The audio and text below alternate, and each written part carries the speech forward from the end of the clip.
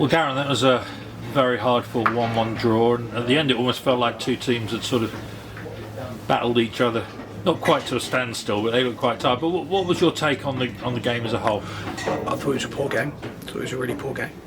I didn't enjoy watching it, so I don't know what the supporters, I wouldn't have thought they enjoyed watching it. I thought it was largely dominated and dictated in the middle third of the pitch. I thought the two key thirds of the pitch for us, I don't think were good enough. I don't think we played to a level that we've accustomed ourselves to. And I didn't think we was ever going to lose the game. It never came into my mind, and the chances were very much at a premium, but I never believed we'd win it. And if you're going to take any sort of credit or positive out of this result, is that our team, when it's character, when it can't win it, it doesn't lose. And I think that's been an important quality when you identify the campaign as a whole. Yeah.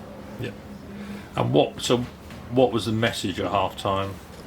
The message was to lift standards. Sometimes it's as simple as there's not a magic wand ever in a changing room. No one's a magician. It's just about standards and levels of performance. Sometimes level of performance is dictated by motivation. Sometimes it's dictated by emotion, confidence, fear. Sometimes it's tactical. Sometimes it's technical. I just wanted them to lift their performance, and we did, but not enough. And we were chasing. You look at the subs as well today. We were chasing our performance all game. The fact that Moss had to come off early. We change our dynamic, and then we're chasing that performance, and then we change again to chase the performance. And when games are like that, it's very hard to get enough of an improvement in order to go and sort of almost have a tale of two halves type performance. So it was a difficult day, but a good side. Woking have just drawn to Southend. It's not the end of the world. And in contrast to the last few games, we actually, we got our noses in front. Well taken little chip from Marcus Dackers, and but this time we couldn't hold on. No, I actually thought 0-0 would have probably been the most appropriate, because I thought the attacking quality was quite poor out there today, and that's why the game largely existed in the middle of the pitch, because there wasn't enough technical quality to keep a position, a territorial position high enough on the pitch to create more and more chances.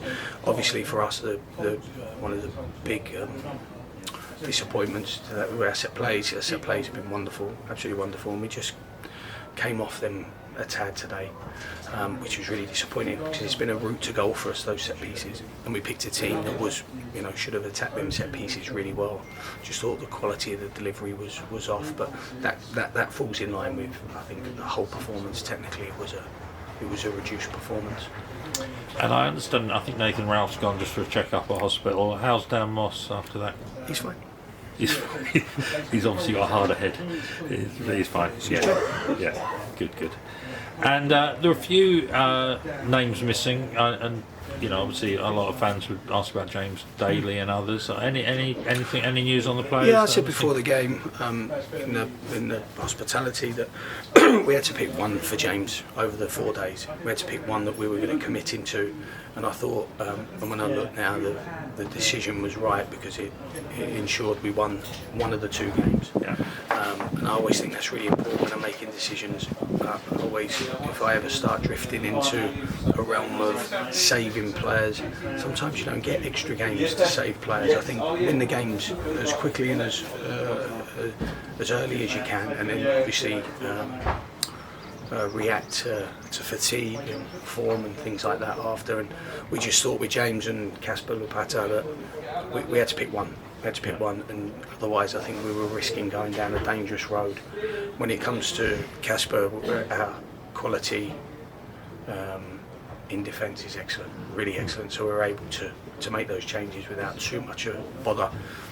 When it comes to James, him and Charlie Wakefield and East Grego Cox to some extent are fabulous runners, devoted runners that take teams back all the time, and could we have done with one of those today? Absolutely, but I think for James to be Charlie and Charlie as well, actually, for them to be at their optimal physically. I think we needed to pick one and go with that.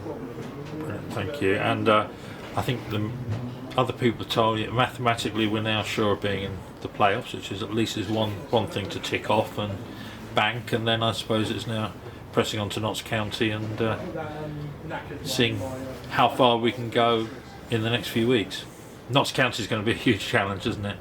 But a good one. So is Southend today. Yeah. They're all, I'm going to, unfortunately, with extending my contract, you're going to hear the same things for a little bit longer, but it's really hard winning games. It's not easy. Being Woking, it's not easy. You know, it's hard. we have to, you know, we have to work so hard and give life and limb just to win or get a point, even at home or away. We have to work so hard. So they're all really tough games. Today was as tough as we've had lately, in the context of the game, the physicality of the game, and the way it was managed by the officials. I thought that was as tough as it's come lately. And so will Saturday. Saturday will be very technical and tactical, and we'll have to lift our standards in order to compete technically. But the players have been fantastic, and as much as they're not allowed to feel too ecstatic about their achievement. It's a huge achievement for the football club. A huge achievement. It's a huge achievement for the players and John and Drew and the supporters. But unfortunately for them, I'm not allowed to dream like that, not just yet. And we need to ensure that standards are maintained, standards are executed, and we have a really good performance next Saturday with wins. You know, and that's the important thing: performing to win, not just performing, not just playing well, missing 8 chances, or playing well and holding on, or some other romantic notion of excusing the fact that you haven't won. You know, we need to make sure these performances are winning-bound performances. So tough. It's tough. It's a tough job, and the players have done a fantastic one at that. Yeah, brilliant. Well, thanks for your time. We'll see you in Nottingham, and we'll see you in Nottingham. Cheers, Darren. Top man.